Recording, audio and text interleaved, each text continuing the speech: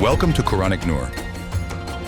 Discover the hidden meanings in the Quran's verses with Said Nursi, known as the Wonder of the Era, and learn how to build faith in today's world. Subscribe for more. Today we're exploring the second station of the 13th word from the Risale-i Nur, where we compare the wisdom of the Qur'an with that of philosophy and science. This chapter reveals how these perspectives shape our lives and highlights the unique guidance of the Qur'an. Please note that the text can be complex, so we've created a simplified version on our channel for easier understanding. If you find our content valuable, don't forget to like and subscribe. Your support helps us grow. Now, let's dive into the 13th word. Bismillahir-Rahmanir-Rahim. In the name of God, the merciful, the compassionate. A conversation held with some young people who, though surrounded by temptation, had not yet lost their power of reason.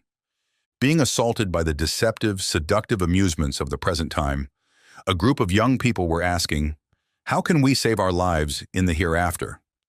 And they sought help from the Risale-i Nur.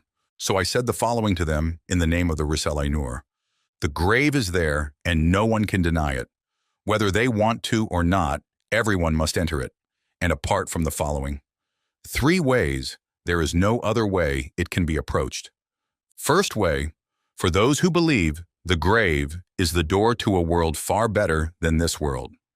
Second way, for those who believe in the hereafter, but who approach it on the path of dissipation and misguidance, it is the door to a prison of solitary confinement, an eternal dungeon where they will be separated from all their loved ones. They will receive such treatment because although they viewed it as such and believed in it, they did not act accordingly. Third way, for the unbelievers and the misguided who do not believe in the hereafter, it is the door to eternal extinction. That is to say, it is the gallows on which both themselves and all those they love will be executed. Since they think it is thus, that is exactly how they shall experience it, as punishment. These last 2 ways are self-evident. They do not require proof. They are plain for all to see. Since the appointed hour is secret, and death may come any time and cut off his head, and it does not differentiate between young and old, perpetually having such an awesome and serious matter before him, unhappy man will surely search for the means to deliver himself from that eternal extinction, that infinite, endless, solitary confinement. The means to transform the door of the grave into a door opening onto an everlasting world, eternal happiness, and a world of light. It will be a question for him that looms as large as the world. The certain fact of death, then, can only be approached in these 3 ways, and 124,000 veracious messengers, the prophets, in whose hands are miracles as signs of confirmation, have announced that the 3 ways are as described above, and relying on their illuminations and visions, 124 million saints have confirmed and set their signatures on the prophet's tidings, and innumerable exact scholars have proved it rationally with their categorical proofs at the level of certainty at the degree of knowledge. One of these is the Risale-i Nur.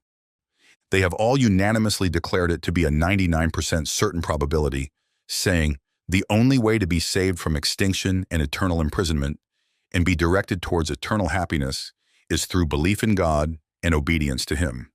If a person considers but does not heed the word of a single messenger, not to take a dangerous road on which there is a 1% danger of perishing, and takes it, the anxiety at perishing, he suffers will destroy even his appetite for food.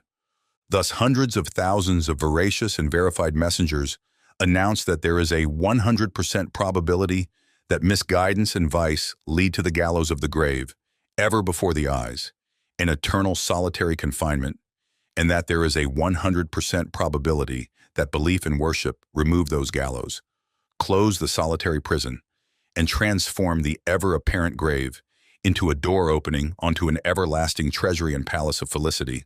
And they have pointed out signs and traces of these.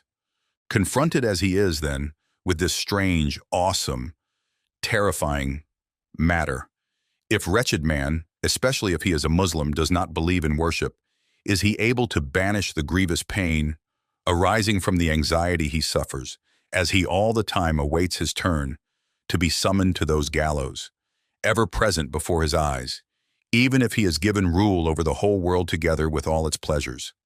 I ask you, since old age, illness, disaster, and on all sides death open up the frightful pain and are a reminder, even if the people of misguidance and vice enjoy 100,000 pleasures and delights, they most certainly experience a sort of hell in their hearts. But a profound stupor of heedlessness temporarily makes them insensible to it.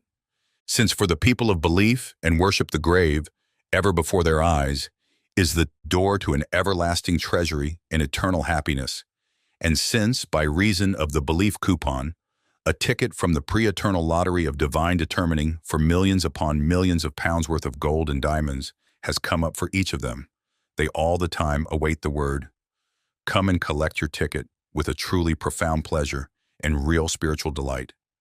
This pleasure is such that if it materialized and the seed became a tree, it would be like a private paradise.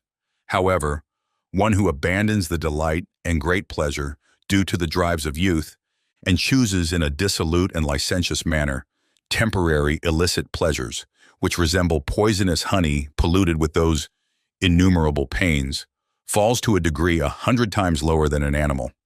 Furthermore, such a person will not be like unbelieving Europeans, for if they deny the Prophet Muhammad, peace be upon him, they may recognize the other prophets. And if they do not know God, they may possess some good qualities which are the means to certain perfections. But a Muslim knows both the prophets and his sustainer and all perfection by means of Muhammad the Arabian. Peace be upon him. If one of them abandons the prophet's instruction and puts himself outside his fold, he will not recognize any other prophet, neither will he recognize God, nor will he know any of the fundamentals within his spirit which will preserve his perfections. For since Muhammad, peace be upon him, is the last and greatest of the prophets, and his religion and summons are for the whole of mankind, and since he is superior to all with regard to his miracles and religion, and acts as teacher to all mankind in all matters concerning reality, and has proved this in a brilliant manner for 14 centuries, and is the cause of pride for mankind. A Muslim who abandons Muhammad's, peace be upon him, essential training and the principles of his religion will most certainly be unable to find any light or achieve any perfection.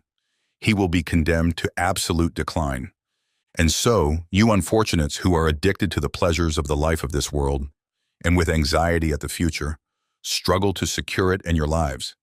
If you want pleasure, delight, happiness, and ease in this world, make do with what is licit. That is sufficient for your enjoyment. You will surely have understood from other parts of the Risale-i Nur that in each pleasure which is outside this and is illicit lies 1,000 pains. If the events of the future, for example, of 50 years hence, were shown in the cinema, in the same way that they show at the present time the events of the past, those who indulge in vice would weep filled with horror and disgust at those things which now amuse them.